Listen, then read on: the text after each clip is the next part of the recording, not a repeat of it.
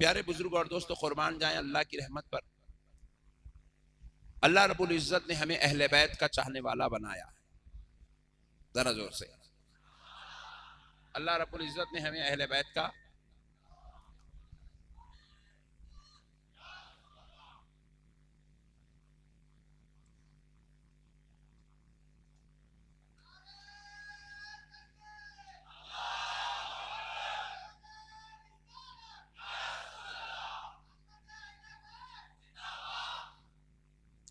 अल्लाह रब्बुल इज्जत ने हमें अहले बैत का चाहने वाला बनाया है और हमारे अहले बैत पाक को अल्लाह ने इस शान का मालिक बनाया कि अल्लाह ने उनको इस्लाम की रूह बना दिया है। और आज जो इस्लाम 1400 साल के बाद भी जिंदा है, ये अहले बैत का सदका है, क्योंकि वो रूह है, इसलिए इस्लाम जिंदा है। देखो आज हम लोग जिंदा है बल्कि आके यहाँ पे मैरिज हॉल में बैठे हुए हैं, जिक्र अहले बैत कर रहे हैं, पहली मुहर्रम का एहतमाम कर रहे हैं। क्यों जिंदा है? क्योंकि हमारी ये बॉडी के अंदर रूह मौजूद है। अगर जिस्म का कोई पार्ट इंसान के जिस्म से जुदा कर दिया जाए तो इंसान नहीं मरता। उंगली काट दिए तो इंसान नहीं मरता, पैर काट दिए तो इंसान नहीं मरता। शुगर में नको खाओ रे भाई बोले तो खा खा के लोग पैरा कटा ले रहे हैं, हाथा कटा ले रहे हैं, मगर फिर भी जिंदा रह रहे हैं। बात समझ रहे ना आप? पैर काटने से आदमी नहीं मरता, हाथ काटने से आदमी नहीं मरता, उंगली काटने से आदमी नहीं मरता, मगर आदमी का जिस्म पूरा सलामत है, रूह निकल जाए तो आदमी मर जाता है। तो इंसान की जिंदगी का ताल्लुक रूह से है। रूह जब तक सलामत है इंसान जिंदा है। रूह जिस दिन निकल जाएगी जिंदगी खत्म हो जाएगी। अरे आज इस्लाम जिंदा है तो किसी मुसलमान की दौलत की वजह से नहीं है, किसी के अमल की वजह से नहीं है, किसी के तकवे की वजह से नहीं है, किसी की परहेजगारी की वजह से नहीं है। अरे इस्लाम आज जिंदा है तो खुदा की कसम इसलिए जिंदा है, अल्लाह ने अहले बैत को रूह बनाकर इसको जिंदगी अता फरमा दी।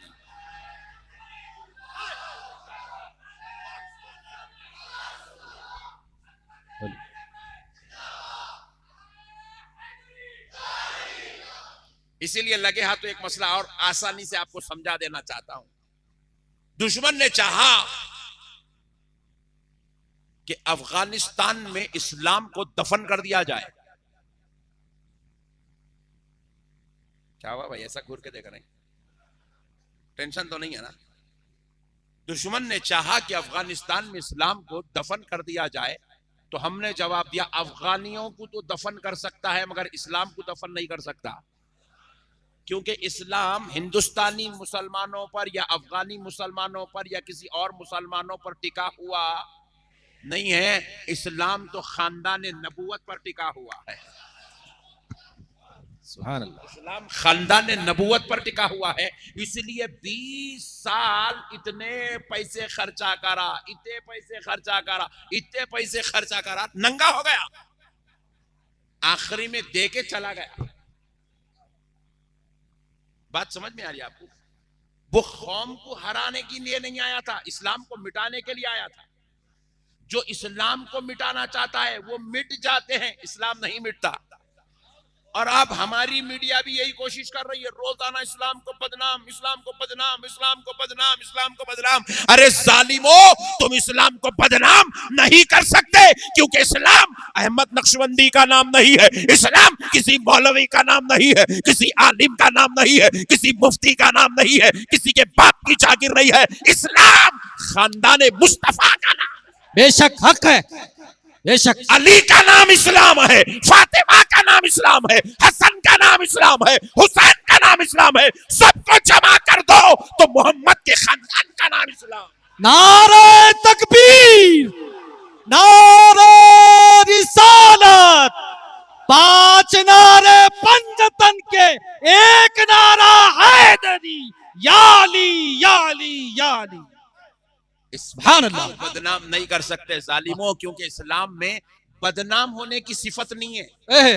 बाबा वाह, मेरे जुमले पे गौर करो आप। इतने अरबों खरबों करोड़ों करोड़ों रुपया लगा रहे पट्टे, इस्लाम को बदनाम कर रहे। हौले इस्लाम बदनाम नहीं होता। तू गलत जगह तीर आजमा रहा। सही।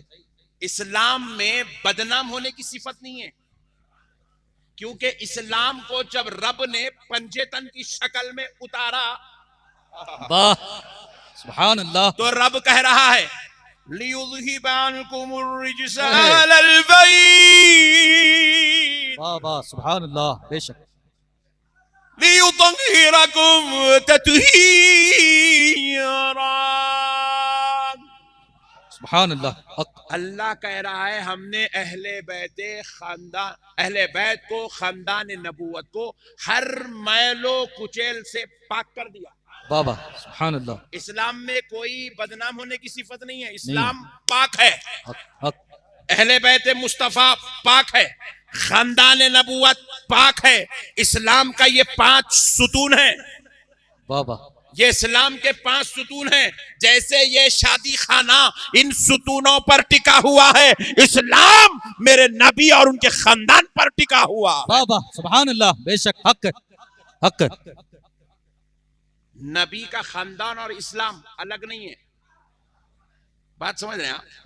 हरम बोले तो आप बताएंगे जहां काबा बना हुआ है वो हरम है।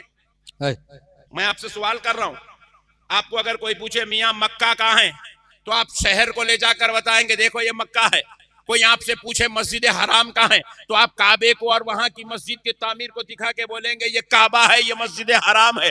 आपसे अगर कोई पूछे मियां मदीना कहाँ है, तो आप शहर मदीना ला के बताएंगे यहाँ मदीना है। बोले गुम्बद खजरा कहाँ है, उस हरी गुम्बद को बताकर बोलेंगे ये गुम्बद खजरा है। कोई आपसे पूछे मियां बगदाद कहाँ है, शहर ले जाकर बताओगे बगदाद ये है। कोई पूछे कि कुरान कहाँ है, आप घर में लाकर दिखाओगे कि कुरान कहाँ है। अगर कोई आपसे पूछे कि बुखारी कहाँ है, आप लाइब्रेरी ले जाकर बताओ कि बुखारी यहाँ है। मगर कोई आपसे पूछे इस्लाम क्या है, वाह वाह वाह, अता हो, इस्लाम कहाँ है, बड़ा लतीफ नुक्ता बता रहा हूं। अता हो, अता हो। काबे का तो आप डेफिनेशन दे सकते हैं, इस्लाम का डेफिनेशन क्या दोगे? मसले को समझो, इस्लाम का डेफिनेशन क्या दोगे?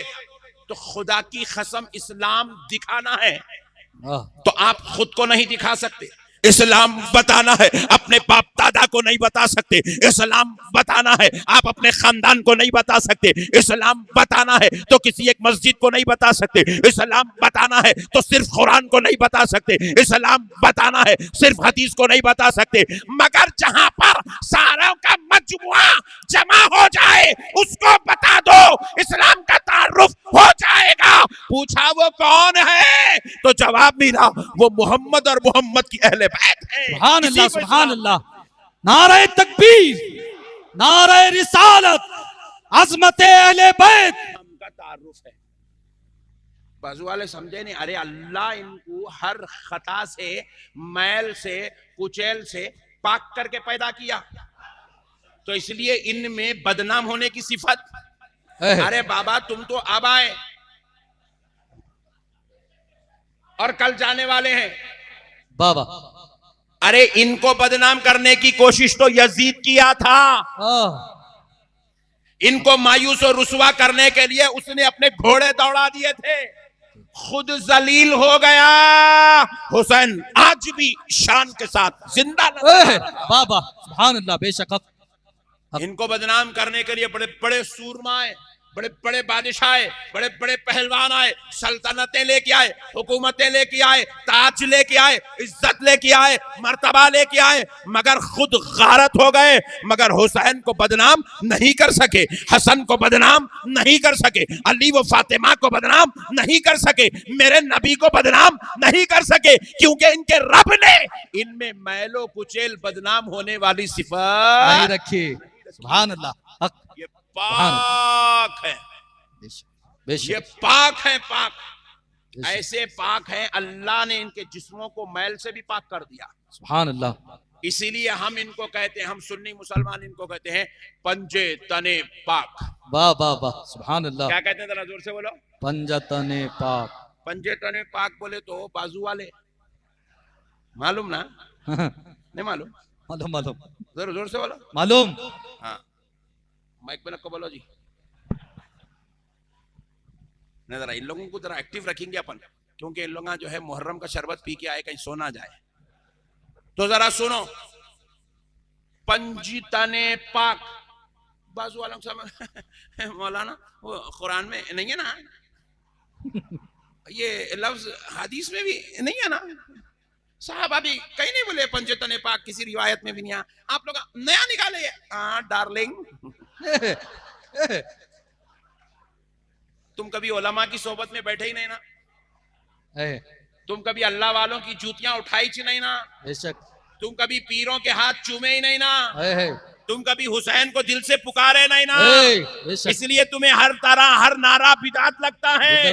मगर खुदा की कसम पंजे तने पाक, अरे जालिम ये बिदात नहीं है, ये नई बात नहीं है, कान खोल के सुन ले, ये कुरान की आयत का खुलासा है। बेशक हक, कुरान की आयत का तर्जमा है। पंजे तने पाक कुरान की आयत का तर्जमा और खुलासा है। बाबा आप पूछे हजरत कैसे, पहले देख लो। पंज कहते हैं पांच को, अपने पास बोलते नहीं पंच वक्ता नमाज, पंच मोहल्ला मतलब पांच मोहल्ले, पंच गलियां पांच गलियां। पंच का लफ्ज होता है पांच के लिए, किसके लिए? पांच के लिए। पंच मतलब पांच।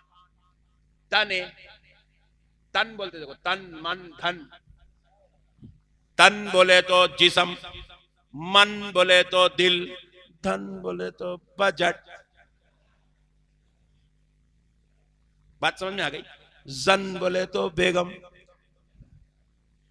जर बोले तो जमीन। नहीं आई बात समझ में? आई। तन बोले तो जिस्म, पंच तन, पांच जिस्म, पांच जिस्म पाक, पंच तने पाक।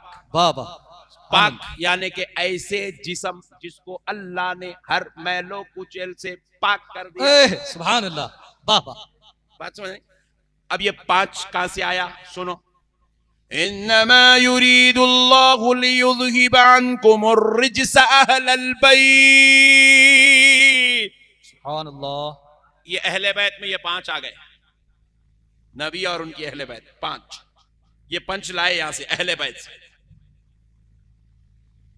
लियुज़हिब अन्कुमुर रिज्स, अल्लाह ने उनको पाक किया। क्या पाक किया? उनके जिस्मों को पाक किया। ये जिस्म लेके आए, लियुज़हिब अन्कुम से जिस्म लेके आए। पांच जिस्म, पंच तन, और ये पाक कहां से रहे? लियुतहिरकुम तत्हीरा। सुभान अल्लाह। वो तत्हीरा से पाक ही ले आए। तो पंज तने पाक बिदअत नहीं है, कुरान का तर्जुमा है। बाबा सुभान अल्लाह। कुरान का खुलासा है। अब तू मौलवियों की सोबत में नहीं बैठता, तेको बात समझ में नहीं आती, तो तेरा कसूर है। बाबा तू हम पे अगर फतवे लगाता है तो ये तेरे खतरनाक होने की अलामत है। बेशक बात समझ रहे ना भाई? अरे पंजे तने पाक है मेरे भाई ये। और अब सुनो, पंजे तने पाक को अल्लाह ने इस शान का मालिक बनाया। बुजुर्गाने दीन इरशाद फरमाते हैं, अगर इन पांच हस्तियों के नाम किसी घर की दहलीज पर लिखकर लगा दो, सुभान अल्लाह, मोहम्मद, अली, फातिमा, हसन, हुसैन सल्लल्लाहु अलैहि वसल्लम रज़ियल्लाहु अन्हु अजमईन, ये पांच नाम किसी दहलीज पर लिख कर लगा दो तो उस घर में बलाएं दाखिल नहीं होती है। सुभान अल्लाह, सुभान अल्लाह। उस घर में बलाएं दाखिल नहीं, बीमारियां दाखिल नहीं होती है। अब एक और रिवायत सुनो।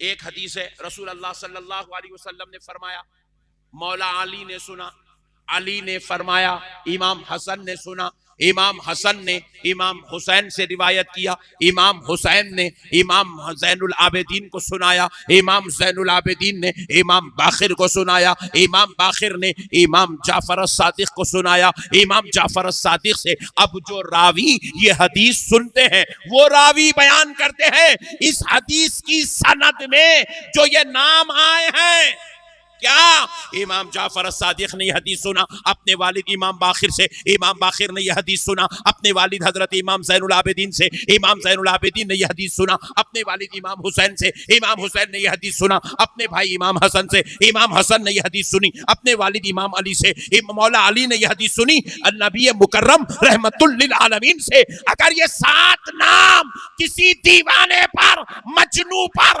पागल पर अगर पढ़कर फूंक दो, इन नामों की बरकत से अल्लाह उसको शिफा अता फरमाए। सुभान अल्लाह, सुभान अल्लाह। नारे तकबीर, नारे रिसालत, अज़मत अहले बैत, अल्लामा अहमद नक्शबंदी साहब। दीवाने का जुनून, पागलपन, दीवानापन खत्म हो जाएगा सिर्फ ये नाम पढ़ के फूंक दो। ये नामों में ये तासीर है तो इनकी जात का आलम क्या होगा।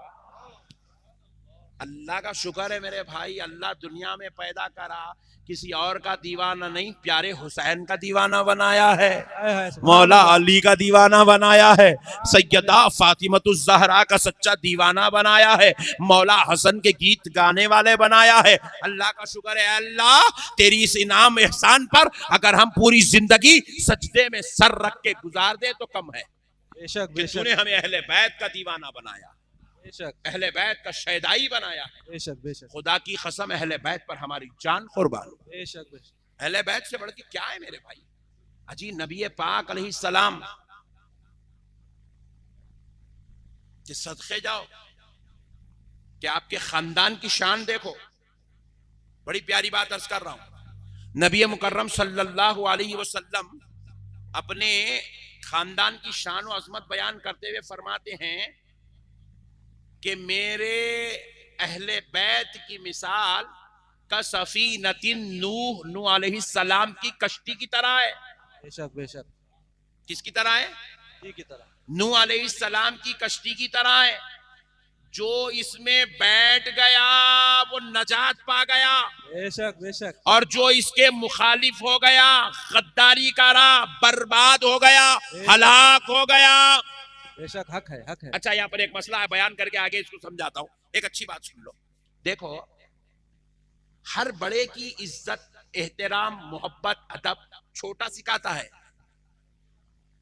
सुभान अल्लाह। और जरा जोर से सुभान अल्लाह। पीर साहब बैठे हैं, पीर साहब का अदब इनके जो खास मुरीद हैं, खुलफा हैं, उन लोग दूसरे मुरीदों को, दूसरे पीर भाइयों को सिखाते हैं। पीर का अदब मुरीद सिखाता है, बेशक, बेशक। बड़े का अदब छोटा सिखाता है, बेशक। उस्ताद का अदब शागिर्द सिखाता है, बेशक। बाप का अदब माँ सिखाती है। बेशक। बेटा अगर बाप के साथ बदतमीजी करे तो माँ बोलेगी नालायक, अपने बाप से बात करने का तरीका है, अदब से बात कर। बेशक। Oh, very good. I understood, mom. प्यारे बुजुर्ग और दोस्तों, समझने की जरूरत है कि बाप का अदब माँ सिखाती है या बड़ा भाई सिखाता है, यानी कि बड़े का अदब छोटे सिखाते हैं। लेकिन कुर्बान जाओ अहले बैत के।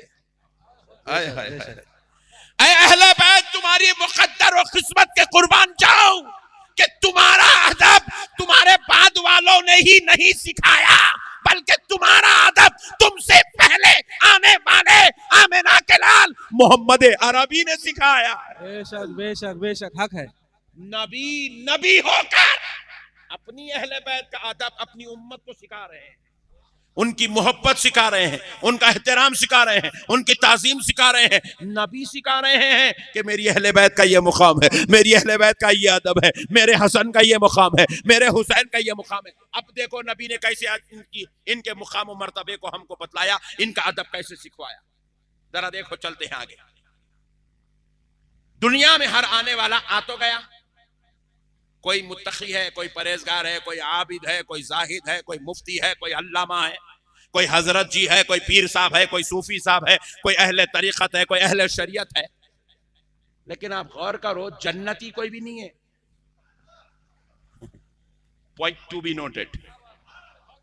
आप किसी का तारुफ नहीं करा सकते, ये हमारे साहेब है, जन्नती है। लोग बोलेंगे क्या रे बाबा लिखो लाया क्या? सारी डिग्रियां दुनिया में मिल सकती है, लेकिन जन्नती होने की जो डिग्री है वो क़यामत के दिन मिलेगी। बेशक बेशक। किसको अल्लाह कहां डालेगा वो अल्लाह को मालूम। बंदे का काम है नमाज पढ़ना, अमलना, सद्दकना, कबूल कर ले मेरे मौला। बेशक बेशक। कबूल कर लिया तो गुड, रद्द कर दिया तो उसकी मर्जी। बेशक। बात समझ रहे? कोई दुनिया में किसी को जन्नती नहीं बोल सकता। इसीलिए कब्रिस्तान को देख लो, कब्रिस्तान में हजारों खबरें हैं, सबके नाम लिखे हुए हैं। मरहूम लिखा हुआ है, मगफूर लिखा हुआ है, रहमतुल्लाह अलैह लिखा हुआ है, मगर जन्नती लिखा हुआ नहीं है। सुभान अल्लाह। किसी के भी नाम के साथ अपन जन्नती नहीं लिख सकते। वो तो फैसला अल्लाह करेगा जन्नती कौन है। मगर ये सारी कायनात वालों के लिए खुदा का कानून यही है कि जन्नती होने का फैसला क़यामत के दिन किया जाएगा। अल्लामा के लिए भी वही फैसला क़यामत के दिन होगा, मुफ्ती साहब के लिए भी फैसला क़यामत के दिन होगा, पीर साहब के लिए भी फैसला क़यामत के दिन होगा। कायनात के हर इंसान के लिए फैसला, चाहे काबे में पैदा हो, चाहे मदीने मुनव्वरा में पैदा हो, चाहे वो सऊदी अरब में पैदा हो, चाहे अमेरिका में पैदा हो, चाहे हिंदुस्तान में पैदा हो, चाहे किसी भी घर में पैदा हो, फैसला क़यामत के दिन होगा। मगर कुर्बान जाओ, हजरत नबी पाक की नवासों के सैयदा फातिमा के घर इमाम हसन, इमाम हुसैन बाद में पैदा होते हैं, मगर इनके जन्नती ही नहीं बल्कि जन्नती जवानों के सरदार होने का ऐलान पहले हो रहा है। नारे तकबीर, नारे रिसालत, फैजाने पंजतने पाक, एक नारा हैदरी, एक नारा हैदरी।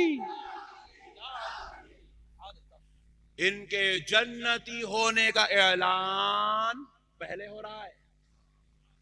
सुभान अल्लाह, सुभान अल्लाह, सुभान अल्लाह। कायनात में ये शान लेके कोई पैदाइश नहीं हुआ।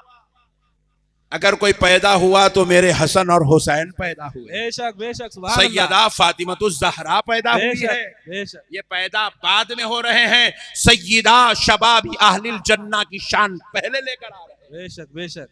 जन्नती जवानों के सरदार, वो सैयदतुन निसाई अहलिल जन्ना, वो जन्नती औरतों की सरदार। कोई एक तो लाओ रे भाई, इन लोग बेवकूफ, हम नबी की तरह।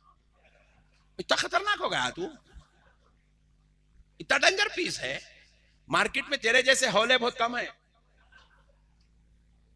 अबे हौले उनके गुलामों के गुलामों के गुलामों के जैसा कोई नहीं मिल रहा। बेशक बेशक। तो उनकी आल के जैसा कहां से लाएगा, उनके जैसा कहां से लाएगा? बेशक हक है। नहीं मेरे प्यारे बुजुर्ग और दोस्तों, मसाइल को समझो। अब नबी मुकर्रम सल्लल्लाहु अलैहि वसल्लम अपनी अहले बैत का, अपने खानदान वालों का मुकाम दुनिया वालों को बता रहे। दुनिया वालों, ये जो मेरा बेटा हसन है, ये जो मेरा बेटा हुसैन है, दुनिया वालों तुम इसको अपनी तरह ना समझना, अपने जैसा ना समझना, अपनों की तरह ना समझना, बल्कि ये ऐसी शान लेकर, ऐसा मुकाम, ऐसा मर्तबा, ऐसी इज्जत लेकर पैदा हुआ। इन्नल हसना वल हुसैना सय्यदा शबाबी अहलिल जन्ना, मेरा बेटा हसन और हुसैन जन्नती जवानों का सरदार बनकर पैदा हुए। बेशक हक है, हक है। जन्नती जवानों के सरदार बनकर पैदा हुए। बेशक बेशक। और है दुनिया वालों, मेरी बेटी को अपनी बेटी की तरह ना समझना। हाय हाय, बेशक हक है। मेरी बेटी को अपनी बहनों, अपनी बीवियों, अपनी माओ की तरह ना समझना। तुम्हारी बेटियां और है, मेरी बेटी और है। बेशक बेशक। मेरी बेटी, जरा जोर से बोलो, और है, पाक है, साफ है, शफाफ है, मुनज़्ज़ा है, राकिया है, साजिदा है, आबिदा है, जाहिदा है। मेरी बेटी कायनात की औरतों की सरदार है। बेशक बेशक हक है, हक है। सय्यदतुन निसाइल आलमीन है। बेशक। और मेरी बेटी की शान ये है कि जब वो दुनिया में आ रही है, सय्यदतुन निसाई अहलिल जन्ना का लिबादा ओढ़कर आ रही है। बेशक बेशक। सारी जन्नती औरतों की सरदार बनकर आ रही है। बेशक बेशक। नारे तकबीर, नारे रिसालत, नारे तकबीर। हजरत अल्लामा मौलाना नक्शबंदी साहब किबला एक एक बात सुना के आगे, ये कौन बता रहे हैं अहले बैत की अजमत? नबी बता रहे हैं। जरा बोलो सुभान अल्लाह, जरा जोर से बोलो, नबी बता रहे ये हैं। जो मैंने आपको अल्फाज सुनाए ये हदीस के अल्फाज है, तिरमिजी शरीफ के अल्फाज है। इन्नल हसन वल हुसैन सय्यदा शबाब अहलिल जन्नह। हर बड़े की अजमत छोटा सिखाता है, मगर ये अहले बैत ऐसे हैं, इनकी अजमत अल्लाह का हबीब सिखा रहा है, अल्लाह का नबी बता रहा है, सारी कायनात का आका सिखा रहा है। अब एक मसला और सुन लो, मूड में तो है ना। अक्सर लोगों में ये बातें नहीं बोलता हूं, लेकिन आज आप लोगों को देखा तो दिल बोल रहा बोल दूं। बताओ। ये पर्दे की बात है, बताओ। पर्दे की बात है, लेकिन सुन लो, ईमान ताजा होगा, बाजू वालों के शर से बचने का मौका मिलेगा। नहीं, फितनों से बचोगे, इख्तिलाफ इंतशार से बचोगे। सुनो मसले को। हजरत इमाम हुसैन रजी अल्लाह तआला अन्हु मंगल के दिन पैदा हुए। किस दिन? मंगल। जोर से बोलो, और जोर से। मंगल के दिन। अपने पास मंगल बोले तो पास मुसलमान और को मन्नूस दिन है बोल रहे, शादी करेंगे मंगल। क्या होता है, मंगल को शादी कर जोरू भाग जाती ने, बच्चे काले पैदा होते, चिचोरे बने के बात है। पीर अजमत वाला इसलिए है आमिना का लाल पैदा हुआ है। मंगल अजमत वाला इसलिए है आमिना के लाल का नवासा पैदा हुआ है। पीर को माली के जन्नत पैदा हुआ है, और मंगल को सरदारान जन्नत पैदा हुआ है, सरदार जन्नत पैदा हुआ है, जन्नती जवानों का सरदार पैदा हुआ है। मसले को समझो। मंगल का दिन था, अल्लाह अल्लाह सुभान अल्लाह। जोहर की नमाज पढ़ के हजरत फातिमा अपने हुजरे अक़दस में तशरीफ ले गई। जोहर की नमाज पढ़ के सय्यदा कायनात अपने हुजरे अक़दस में तशरीफ ले गई। मौला इमाम हुसैन रज़ी अल्लाह तआला अन्हु तवल्लुद हुए, जलवा अफरोज हुए, दुनिया में तशरीफ लाए। कौन? मौला इमाम हुसैन। सुभान अल्लाह। ये नाम भी इतना प्यारा है, इसको लो तो रगों में खून की दौरानी और ज्यादा हो जाए, दौरानी में इजाफा होता है। अल्लाह ने नाम भी इतना प्यारा रखा है। मौला इमाम हुसैन पैदा हुए। सुभान अल्लाह सुभान अल्लाह। सरकार सय्यदना इमाम हुसैन रज़ी अल्लाह तआला अन्हु पैदा हुए। इमाम हुसैन को रसूल अल्लाह सल्लल्लाहु अलैहि वसल्लम के गोद में दिया गया। आका करीम अपने नवासे को चूम रहे हैं, सुभान अल्लाह। फिर मौला अली ले रहे हैं, वो चूम रहे हैं। बाबा अब इमाम हुसैन बड़ी बड़ी जलीलुल कदर हस्तियों के जो है गोदों में गुजर रहे हैं, पहुंच रहे हैं, चूमा जा रहा है, प्यार किया जा रहा है, मोहब्बतों का इजहार हो रहा है। इसी लम्हों के बीतते बीतते असर की नमाज का वक्त आया। सय्यदा कायनात फातिमतुज़ ज़हरा अपनी खादिमा को बुलाती हैं, इधर आओ, जरा मेरे लिए वजू का पानी लगा दो, मैं वजू करना चाहती हूँ। अल्लाहु अकबर। खादिमा ने पूछा, सय्यदा क्यों? कहा कि भाई असर की नमाज पढ़ लूं। अल्लाहु अकबर। कहा कि भाई असर की नमाज पढ़ लूं, असर की नमाज के लिए वजू करना चाहती हूँ। बोले सय्यदा, जब किसी माँ के घर बेटा पैदा होता है तो वो माँ 40 दिन तक मुसल्ला नहीं चढ़ती, वो निफास की कैफियत से गुजरती हैं, नापाकी की हालत से गुजरती हैं, 40 दिन तक मुसल्ला नहीं चढ़ती। सय्यदा, जोहर की नमाज के बाद बेटा पैदा हुआ, असर की नमाज के लिए वुजू और मुसल्ला चढ़ना चाहती हो? तो हजरत फातिमा जलाल में आकर पूछती है, खादिमा क्या तू मुझे औरों की तरह समझती है? क्या तू मुझे औरों की तरह समझती है? वो किसी और की बेटी होगी जिसको 40 दिन तक मुसल्ला नहीं चढ़ना होता है। मैं मोहम्मद अरबी की बेटी हूँ, मेरे रब ने मुझे हर नापाकी से पाक करके पैदा किया है। मुसल्ला बिछा, मुझे असर की नमाज। सुभान अल्लाह। नारे तकबीर, नारे रिसालत, अज़मते अहले बैत, अज़मते सैयदा फातिमा जिंदाबाद जिंदाबाद। ये दो हस्तियां हैं जिनको रब ने हर मैलो कुचेल से पाक कर। बेशक। अरे जालिमो, तुम नबी को अपनी तरह समझते हो? और सैयदा दर्श दे रही है, क्या तुम मुझे औरों की बेटियों की तरह समझते हो? वाह। लाओ तो सही कायनात में ऐसी हस्तियां। अच्छा एक बात और सुनो, अल्लाह जब इतने जलीलुल क़दर, अजमत वाले, रिफत वाले, शान वाले, मर्तबे वाले हस्तियां हमको दे दिया, तो हम लोग इनका अदब करना नहीं करना? करना। इनके नाम के तराने गाना नहीं गाना? करना। अजी तुम्हारे मोहल्ले का एमएलए जरा तुमको अच्छा ख्याल कर लिया, तुम्हारी बात सुन के रोड दला दिया, नलों के कनेक्शन दिला दिया, बिजली के खंभे गाड़ दिया, तुम उसके झंडे गाड़ियों को लगा के फिर रही। फिर मैं पूछा कौन रे बाबा ये एमएलए साहब? बोले गणेश रेड्डी। एल्लो गम्मत। खैरों का जब तुम्हारे पास इतना एहतराम है, खाली रोड दलाया तो? अरे जिन्होंने तुम्हें खुदा से मिलाया है तो उनका एहतराम कितना होना चाहिए? जिन्होंने तुम्हें जन्नत का पता बताया है उनकी इज्जत कितनी होनी चाहिए? जिन्होंने तुम्हें बुत परस्ती से तोड़कर खुदा परस्ती से जोड़ा है, दिगर से तोड़कर कुरान और हदीस से जोड़ा है, अरे दुश्मनों से लड़कर खुद की कुर्बानियां देकर इस्लाम बचा के दिया है, तो तुम्हारे दिलों में अहले बैत का एहतराम कितना होना चाहिए? होना चाहिए जरूरी। कितना होना चाहिए मेरे भाई, कितना होना चाहिए मेरे भाई? ना खदरी कौम है जिनको फुगट में नेमत मिल गई, नालायकों को कदर नहीं है। शरबत पिलाना कुरान में है क्या? हल्लक में उंगली डाल के निकाल लूंगा बेटा।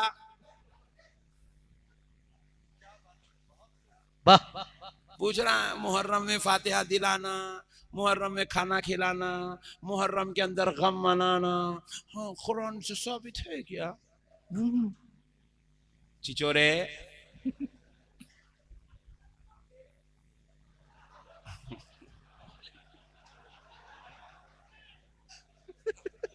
पहचान हो गई है सब। मसलों को समझो मुसलमानों, ये आस्तीन के सांप है जिनके दिलों में बुग़्ज़ अहले बैत पलता है, बेशक। और जिनके दिलों में बुग़्ज़ अहले बैत होता है वो जहन्नमी है, खुदा की कसम। बेशक।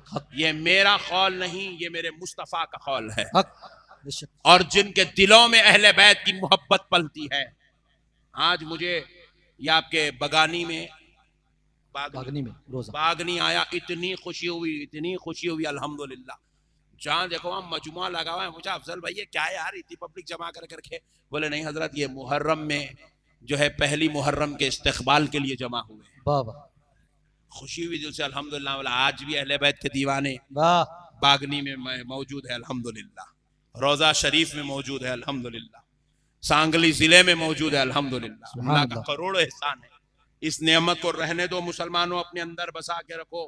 दुनिया से जाओगे कुछ भी नहीं ले जाओगे, ना तुम्हारी गाड़ियां तुम्हारे साथ आएंगी, ना तुम्हारा घर तुम्हारे साथ आएगा, ना तुम्हारी बीवी तुम्हारे साथ आएगी, ना तुम्हारी औलाद तुम्हारे साथ आएगी, ना तुम्हारा खानदान तुम्हारे साथ आएगा, ना तुम्हारा कारोबार तुम्हारे साथ आएगा, ना तुम्हारी तिजारत तुम्हारे साथ आएगी। अल्लाह की इज्जत व जलाल की कसम, कान खोल के सुन लो, अहले बैत की मोहब्बत साथ में आएगी। अहले बैत की मोहब्बत साथ में आएगी। रसूल अल्लाह इरशाद फरमाते हैं, मम माता फी हुब्बी अहली बैत, सुभान अल्लाह, फी हुब्बी आली मोहम्मद। आखिर इरशाद फरमाते हैं, जिस मरने वाले ने मरा और अहले बैत की मोहब्बत में मरा, जिस मरने वाले ने अहले बैत की मोहब्बत में मरा, दखलल जन्नह, जैसे ही मरा वो जन्नत में दाखिल हो गया। सुभान अल्लाह। अब इसका मतलब नमाज नहीं पढ़ना, रोजा नहीं रखना, ज़कात नहीं देना, ऐसे आइटम मत तुम लोग नको निकालो अल्लाह के वास्ते। हाँ, तुम लोग भी खतरनाक लोग हैं। उन्होंने खतरनाक बोले तो अपने पट्टे भी कुछ कम नहीं है। इसका गलत मतलब नहीं निकालना, मगर दिल में अहले बैत की मोहब्बत रखना। बेशक रखेंगे इंशाअल्लाह। या हुसैन का नारा लगाते रहेंगे, नारे हैदरी की तकरार करते रहेंगे, और अपने बच्चों के नाम मौलवियों की निस्बत से नहीं, हुसैन की निस्बत से रखेंगे। बेशक। नहीं समझे? नहीं समझे? एक साहब हमारे मोहल्ले में पढ़ के फुकते छू